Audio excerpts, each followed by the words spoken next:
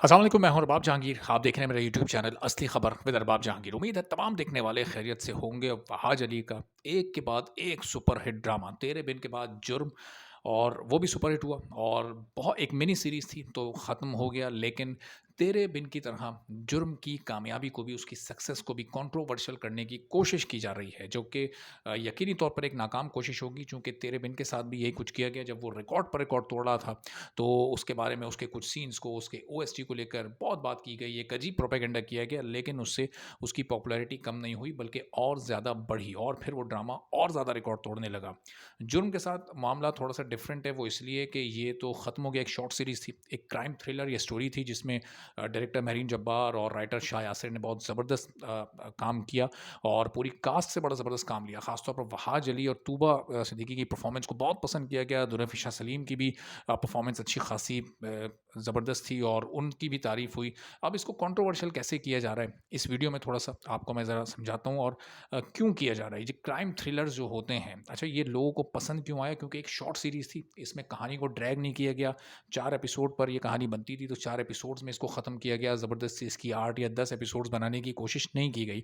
अगर ये कोशिश की जाती तो फिर ये सीरीज़ थोड़ी बोरिंग हो जाती, फिर ये थोड़ी ड्रैग हो जाती, लोगों की दिलचस्पी इसमें कम हो जाती। ऐसा नहीं किया गया। ये बड़ा ज़बरदस्त काम किया महरीन जब्बार ने, इसका क्रेडिट पूरी टीम को जाता है।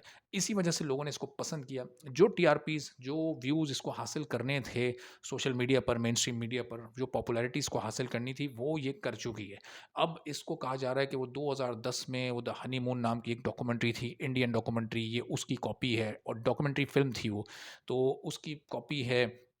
थोड़ा-सा मैं आपको ये बताऊँ कि जो क्राइम थ्रिलर मूवीज़ होती हैं, वो आमतौर पर रियल लाइफ़ बेस्ड होती हैं। कुछ इंसिडेंट्स ऐसे होते हैं रियल लाइफ़ के, कि उनसे कहानी लेके, कॉन्सेप्ट लेके, और फिर उनको बनाया जाता है। तो किसी भी इंसिडेंट पर एक से ज़्यादा लोग भी काम कर सकते हैं, और उसको, कहानी को बना सकते हैं, अपने अंदाज़ में पेश कर सकते हैं, और एक से ज़्यादा ममालिक भी काम कर सकते हैं। तो अगर किसी एक वाक़ये पर या चंद एक वाक़यात पर एक से ज़्यादा ममालिक या लोगों ने काम किया हुआ है, तो ज़ाहिर है कि बुनियादी कहानी मिलती-जुलती होगी, लेकिन उसको पेश करने का अंदाज़ डिफरेंट होगा, मुख्तलिफ होगा।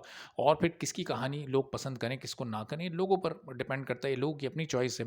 तो आम तौर पर आप जब कोई क्राइम थ्रिलर मूवी देखते हैं, तो आपको दूसरी मूवी का ख़्याल आता है कि यार ये देखो, थोड़ी-सी इसमें और उसमें सिमिलैरिटी है। ऐसे ही अगर आप कोई क्राइम थ्रिलर ड्रामा देखते हैं, तो भी आपको दूसरे ड्रामे या मूवी का ख़्याल आता है।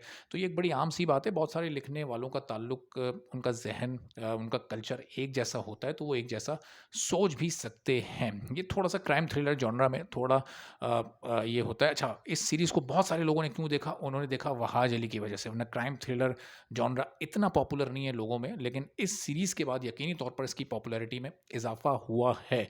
तो ये क्रेडिट वहाज अली को जाता है कि एक डिफरेंट जॉनरा में उन्होंने काम किया, और अपनी स्टार वैल्यू की वजह से उसको कामयाब करवाया। जो बाकी आर्टिस्ट हैं, उनका भी बहरहाल काम अपनी जगह पर है। तो ये जो कुछ यूट्यूबर्स निकल कर आए और ज़बरदस्ती पाकिस्तान के एक कामयाब प्रोडक्ट को कंट्रोवर्शियल करने की कोशिश कर रहे हैं, तो ये कोशिश अच्छी नहीं है। ऐसी कोशिश नहीं करनी चाहिए। तेरे बिन को भी जब कंट्रोवर्शियल करने की कोशिश की गई, उसको कोई फ़र्क नहीं पड़ा, उसकी पॉपुलैरिटी डाउन नहीं हुई, बल्कि वो अप हो गई थी।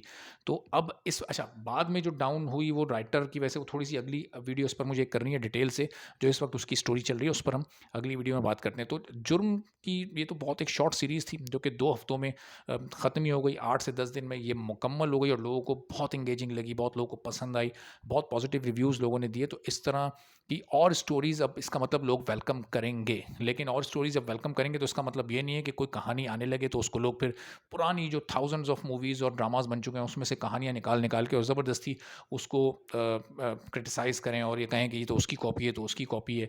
चूँकि बहुत सारे कॉन्सेप्ट्स पर एक से ज़्यादा लोग काम करते हैं, और एक जैसा काम करते हैं।